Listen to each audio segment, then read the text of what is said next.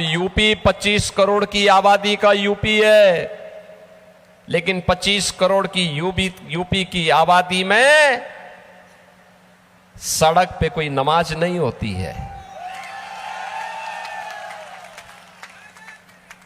हर जनजाति समुदाय के व्यक्ति को आवास मिल गया है, जमीन का पट्टा मिल गया है,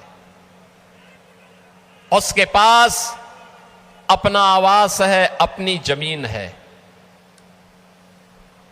उसको सभी प्रकार की सुविधाओं से आच्छादित किया गया है।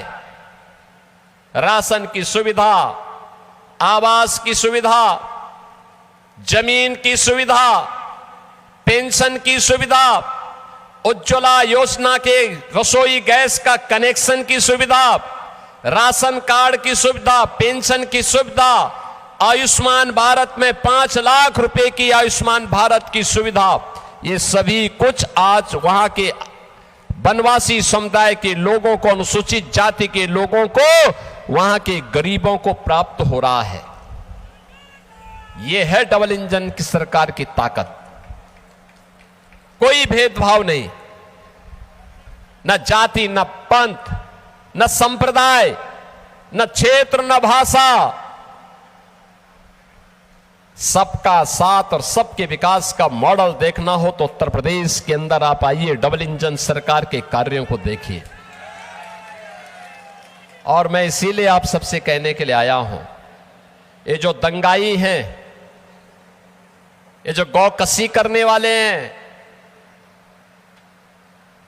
वनवासियों की और जनजातियों की संपत्ति को हड़पने वाले हैं, अनुसूचित जाति पर अत्याचार करने वाले टीएमसी के गुंडे हैं, इनका उपचार केवल डबल इंजन की भाजपा सरकार हो सकती है, डबल इंजन की भाजपा सरकार।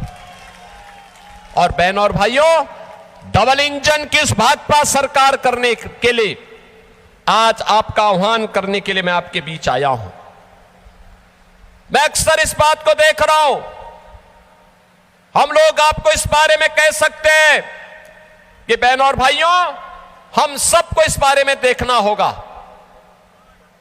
ये टीएमसी तुष्टीकरण के नाते गौ हत्या को रोक नहीं सकती, तस्करी को रोक नहीं सकती, माफिया पे लगाम नहीं कस सकती, ये सुरक्षा के साथ खिलवाड़ कर रही है। आपने देखा होगा कैसे ये सरकार बांग्लादेश बॉर्डर पर फेंसिंग की कार्रवाई को रोक रही है। आपने 2022 में देखा होगा कैसे टीएमसी के गुंडों ने जनजातीय समुदाय पर अत्याचार किया था।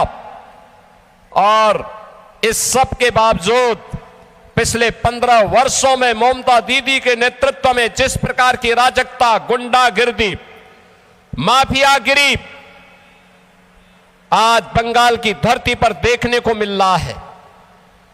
ममता दीदी कहती है कि अब खेला हो भी, और मैं तो उनसे कहना चाहता हूं 15 साल बहुत हुए, अब खेला बंद होगा और विकास शुरू होगा।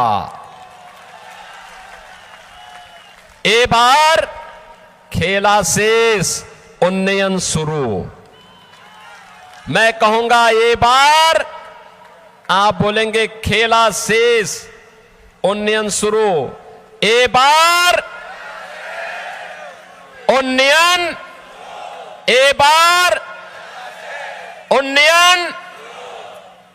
बहनों और भाइयों, मैं आप सबका आह्वान करूंगा, मैं तो आपसे कहूंगा, ये बंगाल की धरती है, भारत की संस्कृति की, भारत की आध्यात्मिक परंपरा की धरा। हमें इस बात को तय करना होगा, बंगाल की धरती पर गौ माता को कटने नहीं देंगे और बंगाल की धरा पर हिंदुओं को बंटने नहीं देंगे।